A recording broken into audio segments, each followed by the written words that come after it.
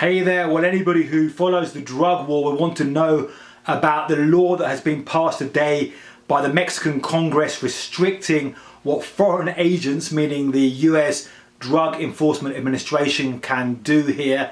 This is a real big game-changing law, and it's kind of slipped through what everyone is focusing on, the COVID vaccine, and the US is in a lame duck period with Trump leaving office and Joe Biden about to take power in January. The main thing the law does is it makes the American agents have to report exactly what intelligence they're finding and what they are doing on a regular basis to Mexican authorities.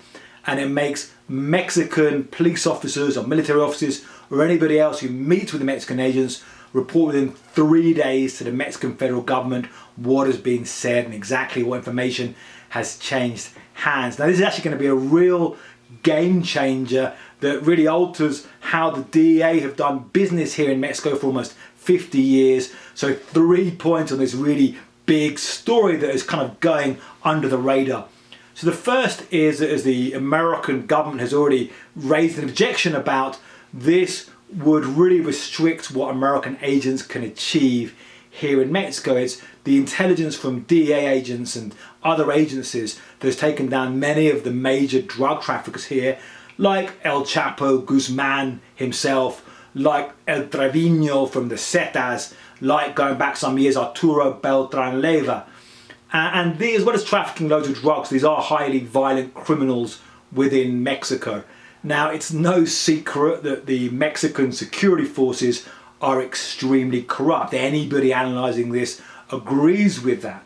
So you have, any information about drug traffickers and what the agents are going after goes to the Mexican federal government, could slip out, and these people could perhaps escape capture that way.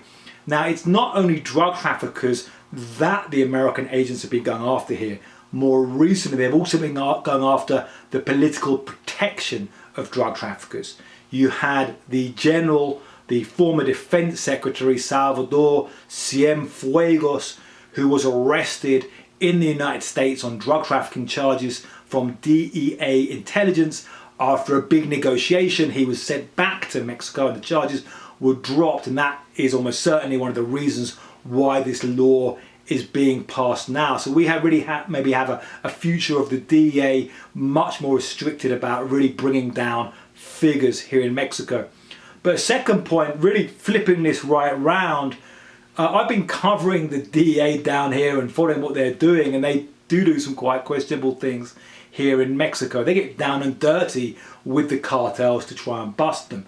They have a tactic of paying informants. Now, in theory, those informants should not be criminals, but in practice, who has information about drug traffickers? It's often other drug traffickers. So you have this really questionable tactic of paying criminals to give information on other criminals. You also have a tactic which DEA agents have talked about of really pretending to be drug traffickers in order to bust other drug traffickers. And that's something happening around here. So the Mexican government does have a reasonable point about wanting to know what these agents are doing, and you have to wonder, would the United States allow foreign agents to do all these kind of things in their country without knowing about it?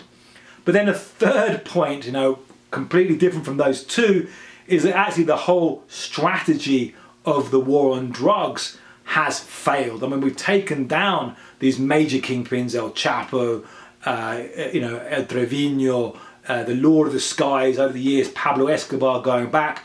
But in 2020, we're seeing more murders here in Mexico than ever, and there's more overdose deaths in the United States than ever. So we have to rethink the whole strategy on both sides of the border and beyond. And part of that, I believe, is the question of drug policy reform. It's not about legalizing all drugs right away, but it's about legalizing some drugs, decriminalizing some drugs, focusing more on rehabilitation. Now, there does need to be as well a law enforcement aspect, but I think that needs to be more focused, not just on taking down drug traffickers and taking down kingpins, but on really reducing violence here in Mexico and reducing the political corruption. For many years, you've seen what some people call the kingpin strategy happening here, of going after the high-level players. But what happens, unfortunately, you see in cartels, is they're like a hydra. And when you cut off one head, you get two heads growing back. And they're often even more violent, more bloodthirsty than the ones we're taking down. And that's why we see the mess we have right now in Mexico.